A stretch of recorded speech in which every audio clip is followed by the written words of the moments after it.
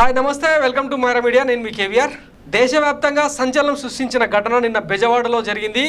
CM YS Jaganmohan Reddy మీద రాళ్లదాడి జరిగిన తర్వాత మరో సంచలన సర్వే వెలుగులోకి వచ్చింది. ఇందులో కూడా ఎప్పటిలాగే అంటే 10 సర్వేలు రిలీజ్ అయితే అందులో 9 వైఎస్ జగన్మోహన్ రెడ్డి విజయం సాధిస్తారని చెప్పి గతంలో చాలా సర్వేలు చెప్పాయి.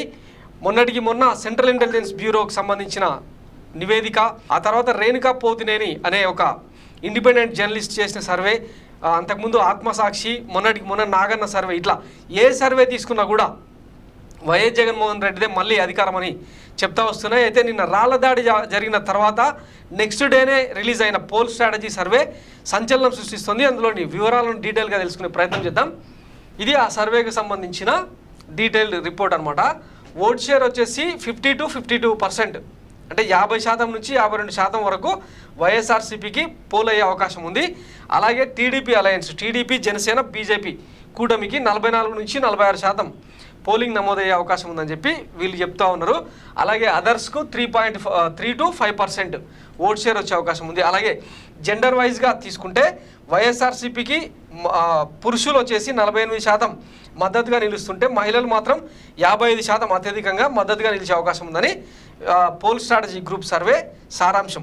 ఇకపోతే కూటమికి వచ్చేసి మగవాళ్ళు అత్యధికంగా మద్దతుగా నిలుస్తున్నారు. 47% మంది మగవాళ్ళు, పురుషులు కూటమికి మద్దతుగా నిలుస్తుంటే మహిళలు మాత్రం 40% మాత్రమే ఓటేసే అవకాశం ఉన్నట్టు వీళ్ళు గుర్తించారనమాట. ఇక ఇతరుల విషయానికి వస్తే 0.05% అండ్ 5% చొప్పున ఇతరులకు పోలయ్యే అవకాశం ఉందన్నది వీళ్ళ సర్వే సారాంశం.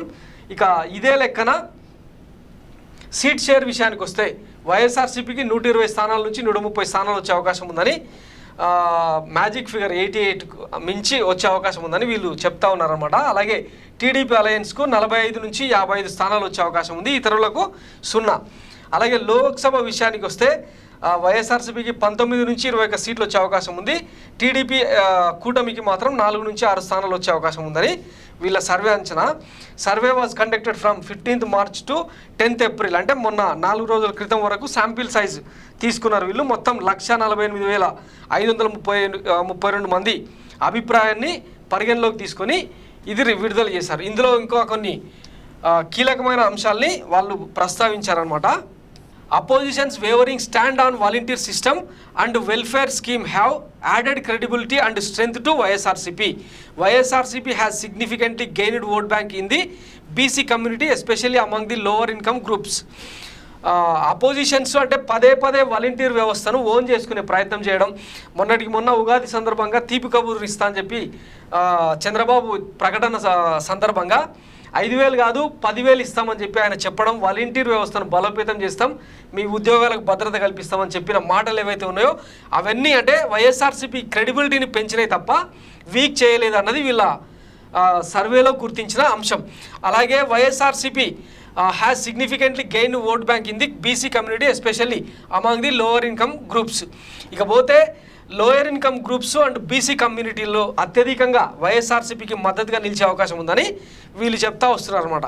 ఇకపోతే BJP joining the TDP JSP alliance is helping YSRCP to further consolidate voter section. ఇకపోతే పొత్తులోకి బీజేపీ ఎప్పుడైతే వచ్చిందో టీడీపీ జనసేన వీక్ అయిపోయింది, అది వైఎస్ఆర్సీపీకి ప్లస్ అయింది, మొత్తం ఓటును కన్సాలిడేట్ జరిగే ప్రయత్నం అవుతోంది అని చెప్పి వీళ్ళ సర్వే రిపోర్ట్ సారాంశం.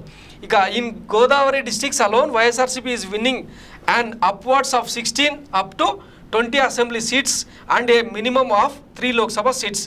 గోదావరి జిల్లాల విషయానికి వస్తే కేవలం అంటే 2 గోదావరి జిల్లాల్లో 34 సీట్లు ఉంటాయి. అందులో 16 నుంచి 20 వరకు అసెంబ్లీ స్థానాలు వచ్చే అవకాశం ఉంది. అలాగే 3 లోక్సభ స్థానాలు గెలుచుకునే అవకాశం ఉందని చెప్పి వీళ్ళు చెప్తా ఉన్నారన్నమాట. సో ఇది పోల్ స్ట్రాటజీ గ్రూప్కు సంబంధించిన లేటెస్ట్ సర్వే సారాంశం అనమాట. సో ఇక సర్వే ఏదైనా మొత్తానికి వైఎస్ జగన్మోహన్ రెడ్డిదే మళ్ళీ అధికారం అని చెప్తా వస్తున్నాయి. ఈ నేపథ్యంలో రీసెంట్గా అంటే గత వారం రోజులుగా విడుదలైన ప్రతి సర్వే, నాగన్న సర్వే కావచ్చు, రేణుకా పోతినేని అనే జర్నలిస్ట్ సర్వే కావచ్చు, అంతకుముందు ఆత్మసాక్షి 3rd రౌండ్ సర్వే కావచ్చు, ఇక ఇట్లా ఇంటెలిజెన్స్ బ్యూరో ఇచ్చిన సర్వే కావచ్చు, ఏది తీసుకున్నా కూడా వైఎస్ జగన్మోహన్ రెడ్డి అప్రాక్సిమేట్లీ అంటే 120 స్థానాలకు తగ్గకుండా ప్రతి ఒక్క సర్వే సంస్థ ఇస్తున్న నేపథ్యంలో జనం తీర్పు ఏందన్నది చూడాలి. ఇక నిన్న జరిగిన వైఎస్ జగన్మోహన్ రెడ్డి మీద జరిగిన రాళ్ల దాడి ఒక్కసారిగా పోల్ మేనేజ్మెంట్ని, పోల్ వ్యూహాన్ని, పోల్ మూడ్ని మార్చే అవకాశం ఉన్నట్టు కూడా చెప్తా ఉన్నారు. రాష్ట్ర వ్యాప్తంగా జనాలు ప్రతిపక్ష కూటమిపై దుమ్మెత్తి పోస్తున్న పరిస్థితి కనిపిస్తూ ఉంది. సరే, ఆ ఘటనకు సంబంధించి బాధ్యుల వెనుక ఉన్న పార్టీ ఏదన్నది ఇంకా ఇప్పటిదాకా తేలలేదు. ఒకవైపు ఇంటెలిజెన్స్ బ్యూరో, కేంద్ర ఎన్నికల సంఘంతో సహా అన్నీ కూడా కీన్ అబ్జర్వేషన్ చేస్తున్నాయి. ఒకవైపు అంటే ఫింగర్ ప్రింట్స్ దగ్గర నుంచి సీసీటీవీ ఫుటేజ్, అసలు కరెంట్ కట్ చేసింది ఎవరు, అసలు కరెంట్ కట్ చేయడానికి కారణాలు ఏంటి అన్నది మొత్తం పిన్ టు పిన్ ఆరాధిస్తున్న నేపథ్యంలో బాధ్యులు ఎవరన్నది త్వరలోనే తెలిసే అవకాశం ఉంది. అయితే ఈ ఏదైతే రాళ్లదాడి జరిగిందో దాని తర్వాత ఒక్కసారిగా ఆంధ్రప్రదేశ్ పొలిటికల్ మూడ్ కూడా మారిపోయినట్టు కనిపిస్తూ ఉంది.